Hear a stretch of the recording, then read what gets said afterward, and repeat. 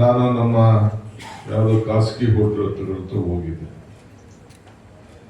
ಅರ್ಧ ಮುಚ್ಚಿಬಿಟ್ಟಿದ್ದಾರೆ. ನಮ್ಗೆ ಆಗ್ತಾ ಇಲ್ಲ ಈ ಕಾಂಪಿಟೇಷನ್ ಮಾಡಕ್ಕೆ, ಇಲ್ಲೆಲ್ಲ ಸೌದೆಗಳಲ್ಲಿ ನಾವು ಒಲೆ ಚೆಕ್ ಆಗ್ತಾ ಇಲ್ಲ ಅಂತೇಳಿ. ಸಿಲಿಂಡರು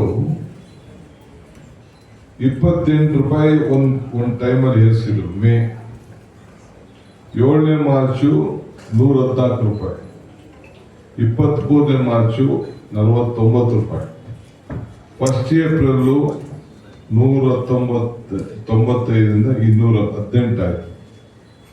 1 ಮೇಗೆ 993 ಆಯ್ತು. ಯಾರು ಕೂಡ ಕಮರ್ಷಿಯಲ್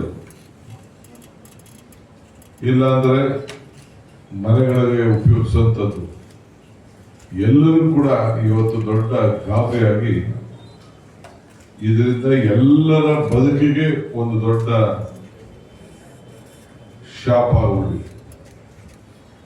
ಇವತ್ತು ಇಂಥ ಒಂದು ದೊಡ್ಡ ಹೈಕನ್ನ ನಮ್ಮ ಕ್ರೂಡ್ ಆಯಿಲ್ ಕಡಿಮೆ ಆದ್ರೂ ಕೂಡ ಸರ್ಕಾರ ತಂದಿಗಿರುವಂತ ತನ್ನತ್ರ ನಮ್ಮ ಹತ್ರ ಕಲೆಕ್ಟ್ ಮಾಡ್ತಿರೋದು ದಿನಕ್ಕೆ 1 ಲಕ್ಷ ಕೋಟಿ ರೂಪಾಯಿ.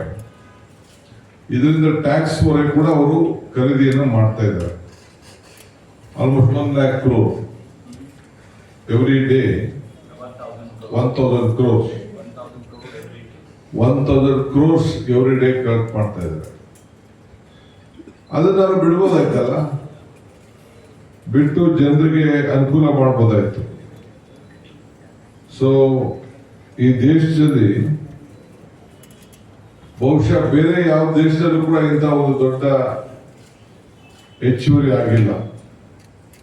ಅಂದ್ರೆ 7.52 ರೂಪಾಯಿ, 7.5 ರೂಪಾಯಿ 1 ಲೀಟರ್ಗೆ ಆಗ್ತಾ ಇದೆ ಅಂತಂದ್ರೆ ವರ್ಷ ಎಷ್ಟು ಅವ್ರಿಗೆ ಸಾಮಾನ್ಯ ಜನರ ನಿಮ್ಗೆಲ್ಲ ಅನುಕೂಲ ತೊಂದರೆ ಆಗ್ತಾ ಇದೆ ಅನ್ನೋದನ್ನ ನೀವೆಲ್ಲ ಗಮನಿಸಿದ್ದೀರಿ.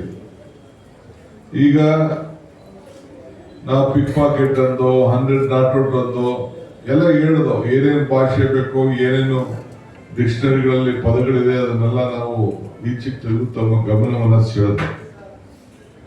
ಮಾನ ಮರ್ಯಾದೆ ಇಲ್ಲ, ನೀವು ಕಡಿಮೆ ಮಾಡ್ರಿ ಟ್ಯಾಕ್ಸ್ನ ಅಂತ ಇಬ್ರು ಅಶೋಕ್ ಮತ್ತು ಅವ್ರು ಇವ್ರು ಹೇಳ್ಕೊಟ್ಟವ್ರೆ, ವಿಜಯೇಂದ್ರ ಹೇಳ್ತಾ ಇದ್ದಾರೆ.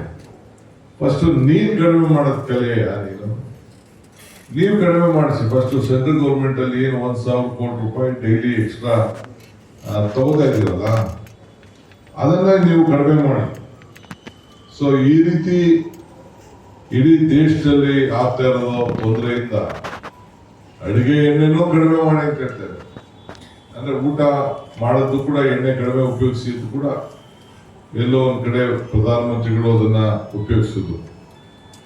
ಹಿಂಗೆ 43 ಲಕ್ಷ ಕೋಟಿಗಳನ್ನ ಬರೀ ಟ್ಯಾಕ್ಸಿನಲ್ಲೇ ಕೂಡ ಈಗಾಗಲೇ 12 ವರ್ಷದಿಂದ ಕಲೆಕ್ಟ್ ಮಾಡಿರೋದು ತಮಗೆಲ್ಲ ಗೊತ್ತಿರುವಂತ ವಿಚಾರ. ನಮ್ಮ ಕಾಂಗ್ರೆಸ್ UPA ಸರ್ಕಾರ ಇದ್ದಾಗ ಕೇವಲ 71 ರೂಪಾಯಿ ಇದ್ದಿದ್ದು, ಮತ್ತೆ ಡೀಸೆಲ್ 56 ರೂಪಾಯಿ ಇದ್ದಿದ್ದು, ಇವತ್ತು ಡೀಸೆಲ್ 99 ರೂಪಾಯಿಗೆ ಇವತ್ತು ಮುಟ್ಟಿದೆ. ಸೊ ಪೆಟ್ರೋಲ್ ಕೂಡ ತಮಗೆ ಯಾರೇ ಗೊತ್ತಿದೆ, ನೀವೆಲ್ಲ ಇದನ್ನ ಅನುಭವಿಸ್ತಾ ಇದ್ದೀರಿ. ಸೊ ನಮ್ಮ ಪಕ್ಷ ಇವತ್ತು ಮೀಟಿಂಗ್ ಆದ್ಮೇಲೆ ನಾವೇನ್ ಪ್ರತಿಭಟನೆಯನ್ನ ಮಾಡಿ ಜನರ ಗಮನವನ್ನು ಸೆಳಿಬೇಕು ಅನ್ನೋದನ್ನ ಮಧ್ಯಾಹ್ನದ ಮೇಲೆ ನಮ್ದು ಒಂದು ಸಭೆ ಇದೆ. ಈ ಸಭೆಯಲ್ಲಿ ಚರ್ಚೆಯನ್ನು ಮಾಡಿ ಆ ಟೈಮ್ ಲೈನ್ ಅನ್ನ I'm telling that we are going to finalize the timeline. Today we will announce after the